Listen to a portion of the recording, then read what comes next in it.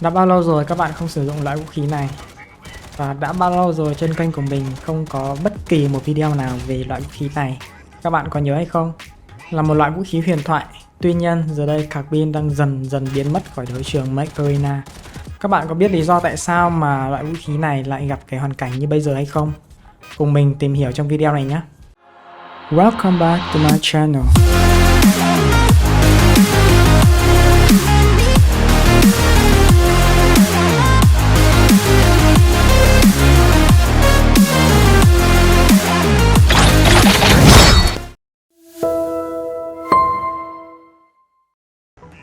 Hãy nhắc qua một chút về thông số của nó nhé.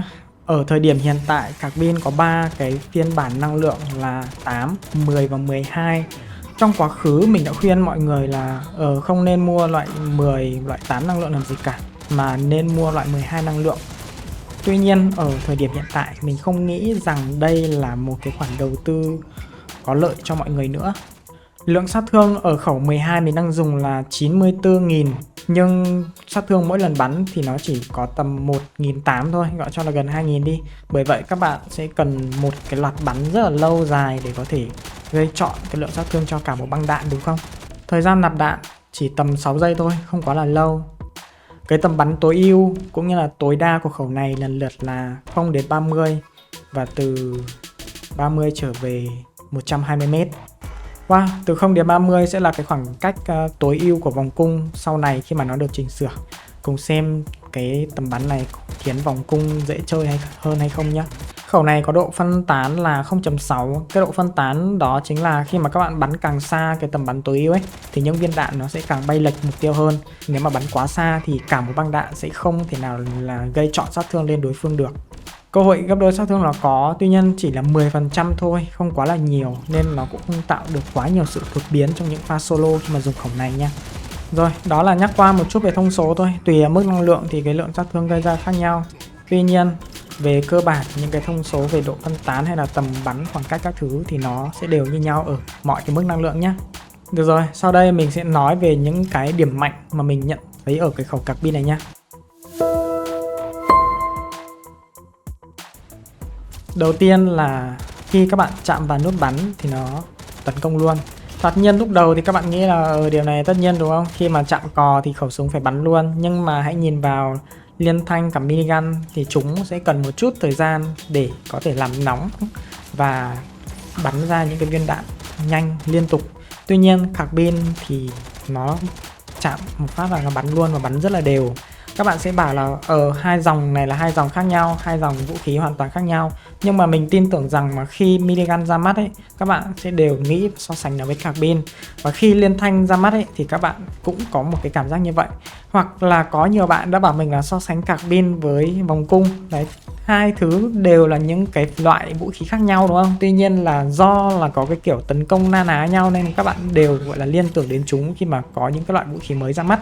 Tiếp theo là về sát thương. Sát thương ở mức khá tốt. Đấy, nó đồng đều, lượng sát thương khá tốt và gây ra sự đều đều khi mà tấn công. Bởi vì đây cũng là một cái đặc tính của khẩu của dạng công kích mà, tại vì nó luôn luôn tạo ra những cái đợt tấn công rất là đều nhau, nó không có sự gọi là thiếu hụt là lên xuống giống như những khẩu như kiểu là minigun hoặc là liên thanh do cái cơ chế bắn của nó. Thời gian nạp đạn thì mình đánh giá khẩu này khá là nhanh, không hề quá lâu một chút nào cả. Với 6 giây khi ở cái thời điểm các bạn không có cái ghép. Khi mà lắp thêm cái ghép nữa mà giống như của mình đang có này thì thời gian giảm xuống còn 2 giây thôi. Thực sự quá là nhanh. Ngày trước khi mà mình dùng khẩu này với cái thời gian 2 giây này thì mình nghĩ là cái này thì bá quá, cái này thì thứ gì chịu nổi. Tuy nhiên sau này khi kiểu là Embergun hoặc là Repeater nó ra mắt ấy thì mình cảm thấy là 2 giây thì nó cũng chỉ là bình thường thôi. Và cái lượng sát thương của một khẩu công kích với cái cơ chế như này thì nó cũng không quá là bá đạo như mình đã suy nghĩ trong quá khứ. Rồi, rất tiếc nhưng mà những cái điểm mạnh mà mình nêu ra cho khẩu này nó chỉ có được như vậy thôi, hoàn toàn mà mình không nghĩ được thêm. Nếu như các bạn có thêm những cái gọi là ưu điểm nào đó vượt trội của khẩu Carbine này mà mình chưa kể được ấy thì hãy bình luận bên dưới video cho mình biết nhé. Tiếp theo là về điểm yếu. Chắc chắn rồi, điểm yếu của nó phải nhiều hoặc có cái vấn đề nào đó thì nó mới ít được dùng đúng không? Để nói về điểm yếu của khẩu này thì mình nghĩ là mình nên miêu tả nó ở cái phương diện đó là không quá nổi bật. Đó, không quá là nổi bật. Thế những cái lý do nào mà khiến khẩu này lại bị mình đánh giá là không quá nổi bật ở cái thời điểm hiện tại? Đầu tiên là về phù hợp với những con robot. Rồi, mọi người hãy nhớ lại vừa nãy nhá. Vừa nãy mình nói là khẩu này cái lượng sát thương trên cả băng của nó là tầm 94.000 đúng không? Tuy nhiên sát thương trong một cái lần bắn của nó là tầm 1.8. Đấy, 1.8 gọi là cho là gần 2 chấm đi.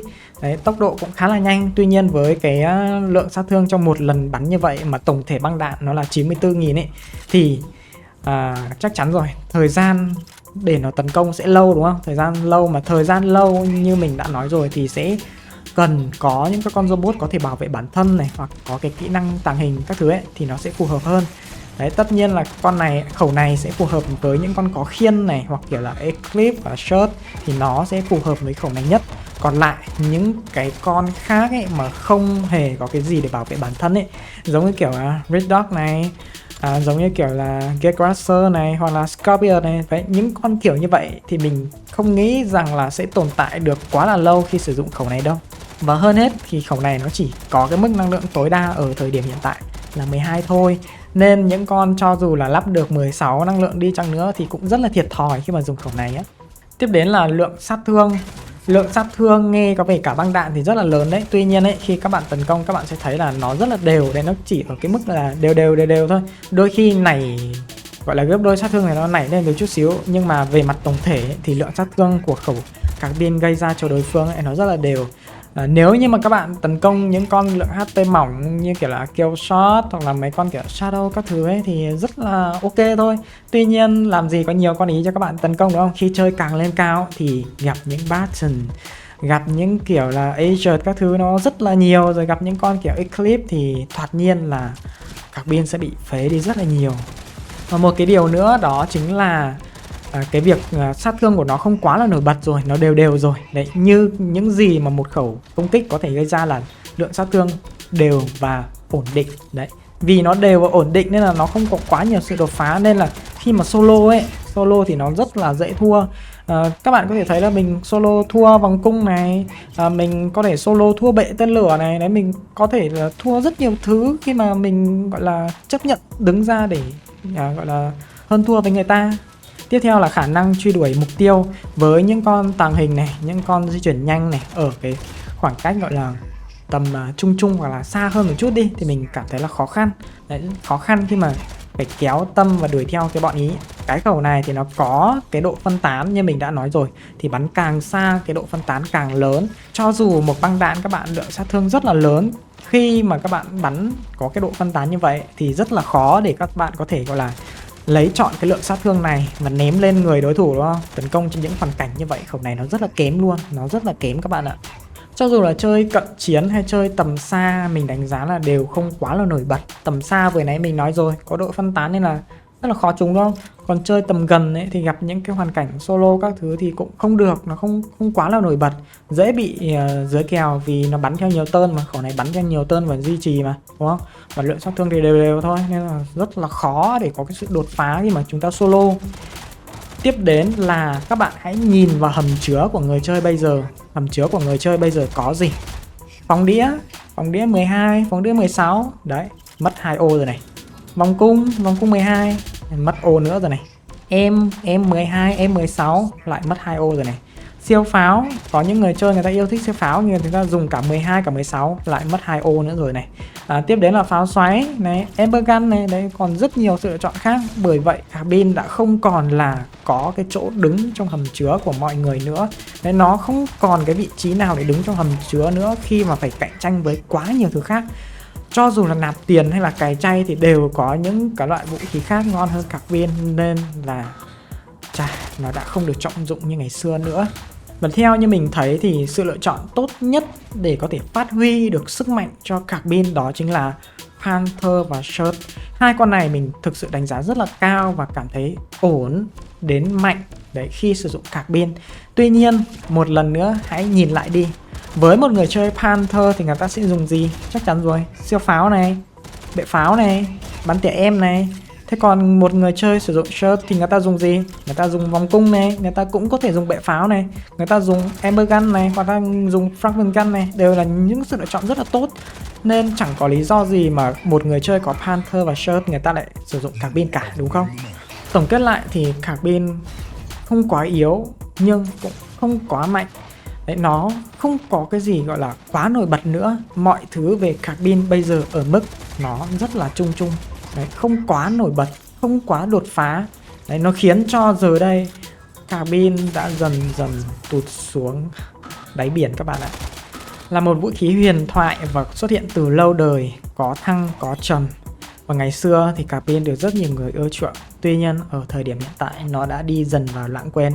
Điều này mình cũng rất là buồn, bởi vì đây cũng là một cái loại vũ khí mà ngày xưa mình yêu thích. Rồi thì đó là tất cả những gì mà mình muốn nói về khẩu này. Các bạn thấy sao? Có đồng tình với mình hay không? Hay là mọi người vẫn đang dùng và cảm thấy rất là khỏe và những điều mình nói là hoàn toàn sai lầm? Thì cũng hãy bình luận bên dưới nhé. Và mọi người có góp ý gì thêm về cái điểm yếu hoặc là điểm mạnh của nó mà mình chưa nói thì cũng hoàn toàn có thể bình luận bên dưới để cho mình biết nhé. Và nếu thấy video hay, hữu ích thì đừng quên like và đăng ký kênh ủng hộ mình nhé. Hẹn gặp lại các bạn trong những video tiếp theo. Bye bye.